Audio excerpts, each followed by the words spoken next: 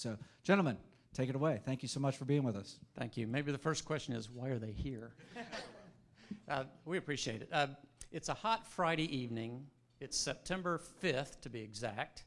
You and a couple of your buddies, co-workers, actually investors, are sitting on the steps of a church across from this new business that you're going to open up the next morning at 8 o'clock on a Saturday morning. You've worked hard to get to this point. You've been kind of in the business for about 10 years. You've been in management for 5 years. And at the end of the month, you're going to turn 23 years old. Okay? So perhaps you're scared to death, but you know the business. You two, the three of you that are going to be starting this business in the morning, have worked for the competitor, the market leader, the 800-pound gorilla, but you decided that you need to go out on your own. You know what you're doing, but the chips are all in. You're fully into this new project, and you just hope it works. You're totally invested. You've plotted your course. You've thought it out. You've considered all the ramifications and options, and you've decided that you can make shopping a pleasure in the little town of Winter Haven, Florida. So this is what George Jenkins did in 1930. Well, if you think about what he did then and what's going on now, it's really not that much different. Economy's in the toilet. Everybody's in the business. There were, I think, 10 food competitors in the little town of Winter Haven in 1930. He was next door to his previous employer.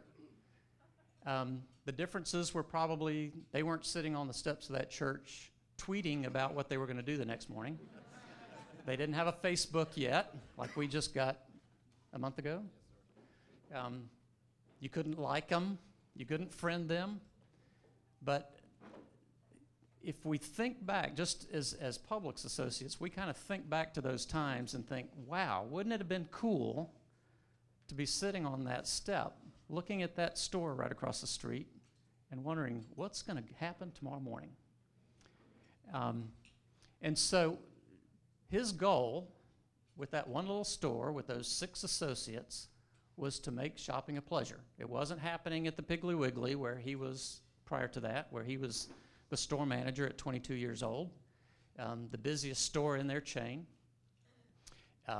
It had been bought out by an outside investor from Atlanta.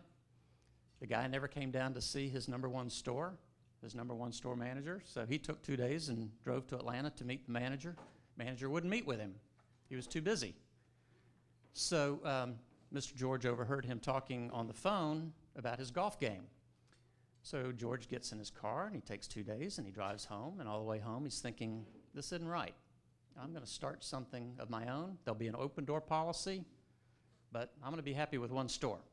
Well, he gets that store open, and things go well, and in 1944, he and a couple other friends decide to buy a company. So they buy the All-American company in Lakeland, and that's what caused us to move to Lakeland from Winter Haven, was we bought a chain of 19 small stores and a warehouse that was located in Lakeland.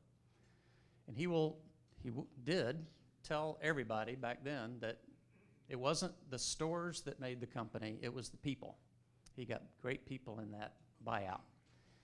So we're plodding along, and now he's got 20 stores, and we're building a few a year. We've built one here, and my question will be, when did we open that first store in Gainesville? Somebody in here knows probably. But his goal at that point was to get to 100 stores. That's critical mass. I can take care of all my associates who are investors in the company because he gave them stock in the company. Actually gave the first 6 employees a $2 a week raise and then kept the money, and at the end of the first year gave them a share of stock. And so that started our employee stock ownership program. So his goal was 100 stores. Well, in 1964, when we opened our 100th store in Winter Haven, there wasn't enough. And so there were more Florida communities that needed a Publix. We had a lot of associates that needed the opportunity to promote. We're a promote from within company. Dwayne started delivering mail, or were you on the Rail Dogs? Oh, you were janitorial. I probably shouldn't have said that, but this is a success story. I started bagging groceries and cleaning bathrooms. I mean, it's just what you do. You work your way up. Mark has got great stories about that. So you have to offer these opportunities, and so we had to keep growing. And as we've mentioned, we've got 1,039 stores, and we're doing business in 5 states, and we've got 146 or 147,000 people that are part of the team. And so that's like a little history. I'm going to let Dwayne share a little bit with you. And we have Rob Chapman here, who's our district manager for the division, who can help keep us straight and make sure we don't tell bad stories. And then we'll open it up for Q&A.